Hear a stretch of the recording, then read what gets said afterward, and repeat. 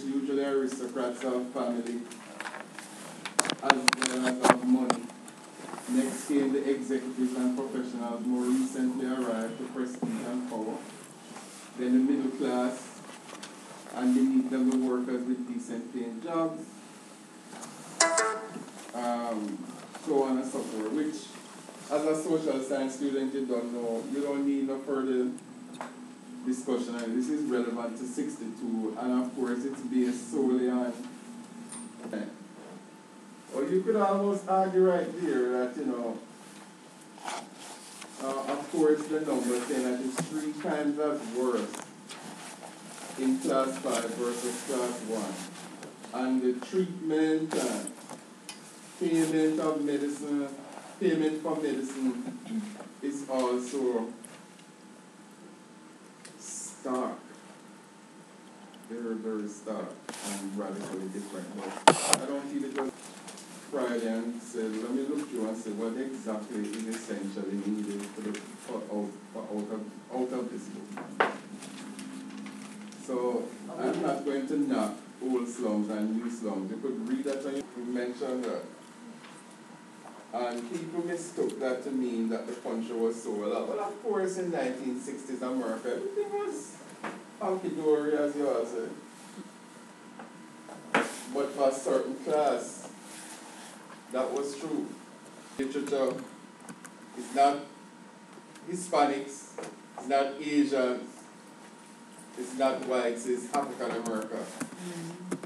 Because essentially, for all intents and purposes, when the ex-slaves left the plantations in the South, ended up mostly as sharecroppers, which was not a pleasant experience. Some of it, very, very minuscule, is still going on. Very small.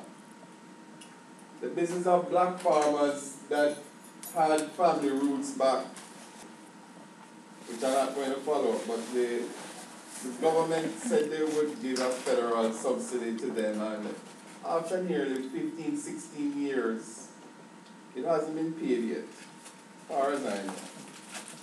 So black farmers are this much out there. Anyone here from South Carolina or Mississippi? Because so many are enjoying a decent standard of life, there are between rich and poor. The explanation, sociologically and politically, is that the borrowing from your parents. Borrowing from your parents, which is not not an idea to be heard in 2012. Right? Because they are struggling too.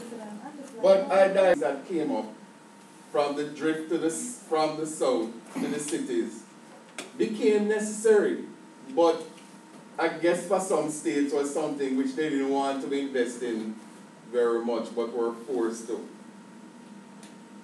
There was one major housing project in Chicago, Cabrini Green, that sort of in the 60s brought the focus on public housing. Those who are getting early pregnancies as teenagers, drugs, crime. Johnson, Kennedy's assassination. Kennedy had set up this thing. I read Harrington's book.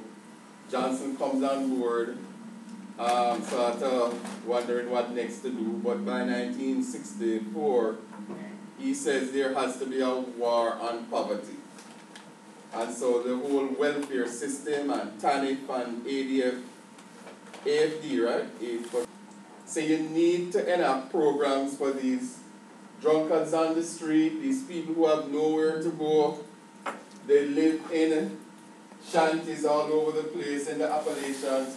There has to be a program addressed. The income goes up. Tell me what? Me personally, I haven't seen anybody that, like, I haven't known anybody to do that, but I see it, like, I hear it, it's common. Whoa, that's a revelation for me. I see, because they gotta address their kids like we don't. Based on what you hear and know and so on, you figure that it's common. My God, well, you see, if that's the case, then if they say let's chop this and chop that, you know. It was a family that lived in the same block when I was a young girl. And my mother was a nurse who supported a family of 4, single parent. Well, became a single parent after her and my father divorced. But we had, say, a neighbor 3 doors down, family of 7, and Single parent? no, mother and father, Okay. on and off relationship or whatever. But before they got the home, her and the father weren't living together. And so I'm sure welfare basically did the bulk of raising the 7 kids. And then West Indian history as a high school student, Caribbean history as an undergrad, and 4 courses for my PhD. 4 solid courses. I've never seen before. There was a decline in teenage pregnancies in this very city because they tend to watch DC as a barometer. In case after case, it has been documented that one cannot deal with the various components of poverty in isolation, changing this or that condition but leaving the basic structure intact.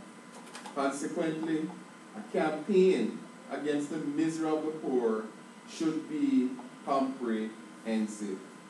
you want me to start at attendance? No, the list is coming out. He just passed it out.